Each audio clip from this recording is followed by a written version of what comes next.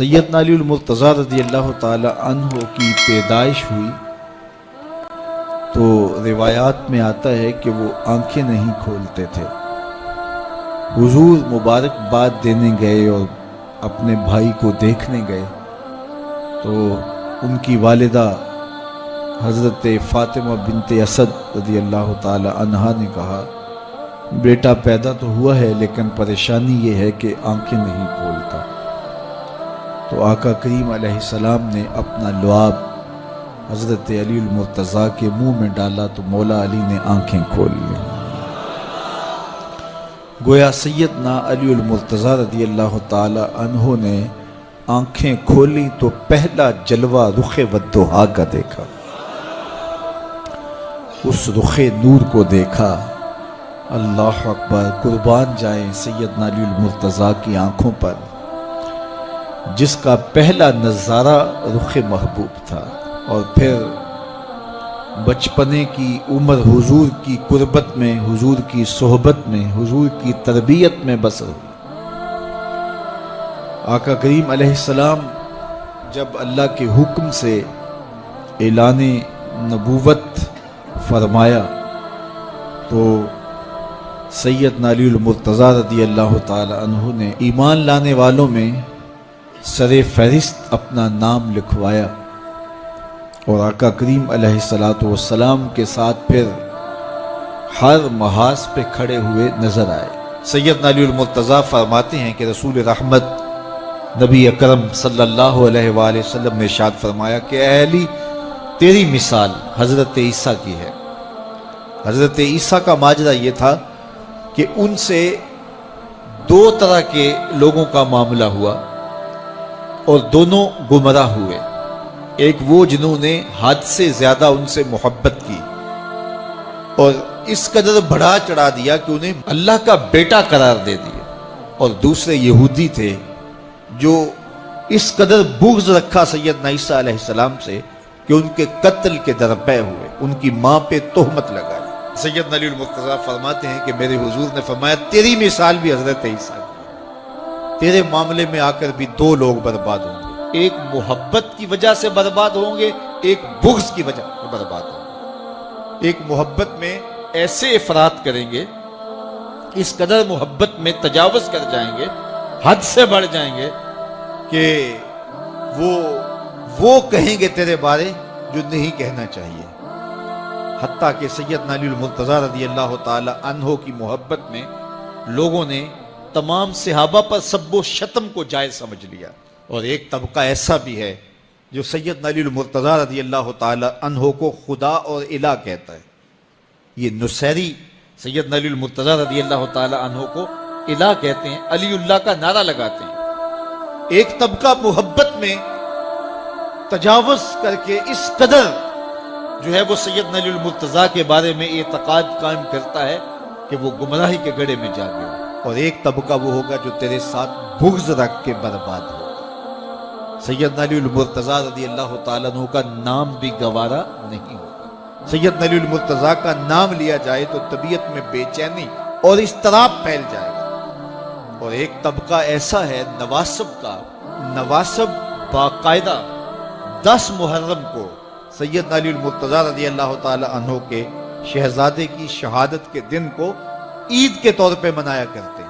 وہ نئے نئے کپڑے پہنتے ہیں، انواع اقسام کے کھانے کھاتے ہیں، اور ایک دوسرے کو مبارکیں دیتے ہیں اور گلے ملتے ہیں۔ تو نواسب سیدنا علی المرتضیٰ اور خاندان نبوت کے ساتھ بغض رکھنے کی وجہ سے برباد ہوئے، اور جو نصیری اور وہ طبقات جو حضرت سیدنا علی المرتضیٰ کے ساتھ محبت کے ازدیاد میں یہاں تک جا پہنچے کہ انہیں ابن اللہ کہہ دیا، یا ان کی محبت کے اندر جلیل القدر ہستیوں پر تان و تشنی کے تیر برسائے، تو یہ گمراہی کے گڑھے میں جا گرے۔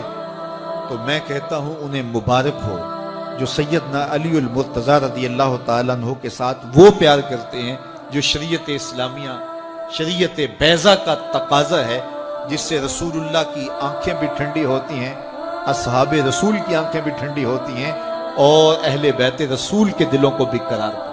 اہل بیت نبی کے گھر والے ہیں، اور صحابہ نبی کے در والے ہیں، ہم کہتے ہیں گھر والوں تمہیں بھی ہمارا سلام اور در والوں تمہیں بھی ہمارا سلام. کتنے لوگ تھے جو ہمارے ساتھ چلتے ہوتے تھے.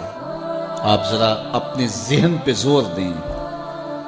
بچپن کے دوست، کلاس فیلوز، کاروباری ساتھی، گلی محلے کے لوگ، رشتہ دار، اعزاء و اقربا، آباء و اجداد، اور کتنے لوگ آپ کے مخالفین، معاندین، یہ ساری ایک فہرست ذہن میں لائیں تو ایک دم خیال پڑتا ہے فلاں بھی چلا گیا، فلاں بھی چلا گیا.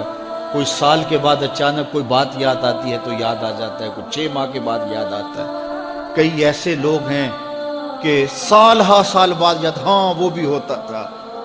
مٹی کا رزق بن گئے، قصہ پارینہ بن گئے. کہانی تو اتنی سی ہے نا، جو اکڑ اکڑ کے چلتے تھے آج وہ مٹی کا رزق بن گئے.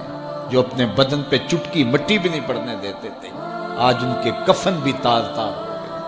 حضرت غوث اعظم فرماتے ہیں قبرستانوں میں جا کے دیکھو کیسے کیسے حسینوں کی مٹی خراب ہو رہی ہے. اللہ اکبر. بدن خاک میں مل گئے، ہڈیاں چور چور ہو گئی، ریزہ ریزہ ہو گئی. قبروں کے نشان بھی مٹ گئے، کتبے بھی ٹوٹ گئے. مٹ گیا مشتاق دل سے رنگے یاد رفتگاں، پھول مہنگے ہو گئے، قبریں پرانی.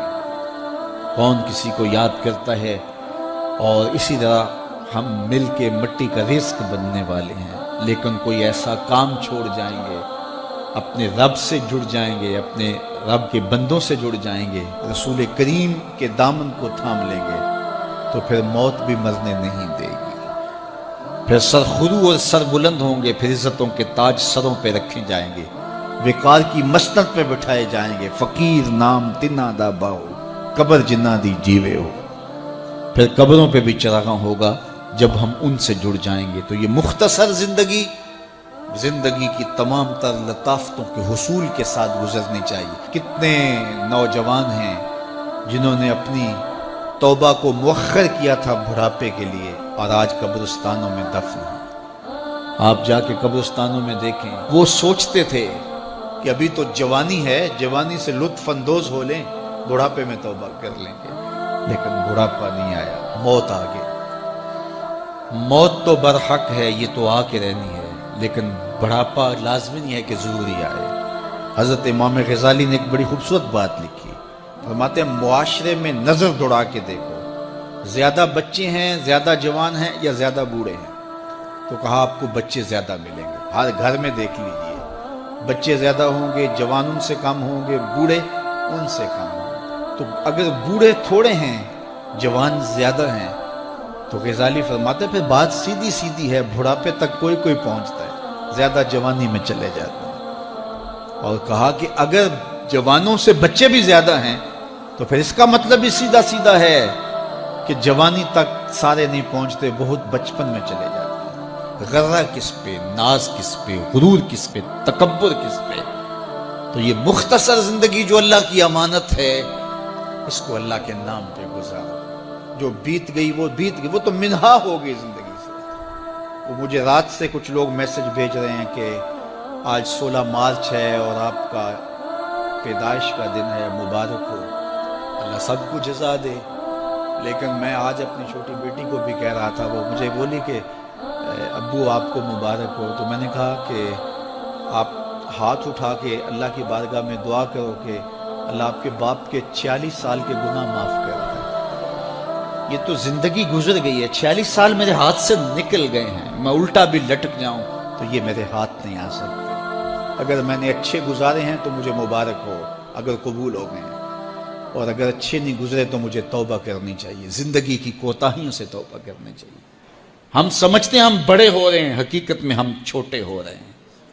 ہم اپنی زندگی کے اہداف طے کریں، زندگی کے مقاصد طے کریں. ساری زندگی اس کے گرد سفر کرنی چاہیے. کئی لوگ ساری زندگی گزار دیتے ہیں، ان کو ساری زندگی راستے نہیں ملتا کہ جانا کدھر ہے. وہ کیوں؟ وَأَضَلُّ السَّبِيلَ. اللہ فرماتا وہ بھٹکے ہوئے مسافر ہوتے ہیں. اللہ سے راستہ مانگو، آہستہ چلو، لیکن منزل کا تعین کر کے بڑھو. بڑھتے رہو، منزل تمہارا استقبال کرے گی. آج مشکل ہے تو کل آسانیاں ہوں گی. تو یہ زندگی تیزی کے ساتھ کٹ رہی ہے. لمحہ لمحہ میں اور آپ موت کے قریب ہو رہے ہیں. قبل اس سے کہ وہ وقت آئے کوئی حجت باقی نہ رہے، مجھے اور آپ کو اپنی آخرت کی تیاری کی کوشش کرنی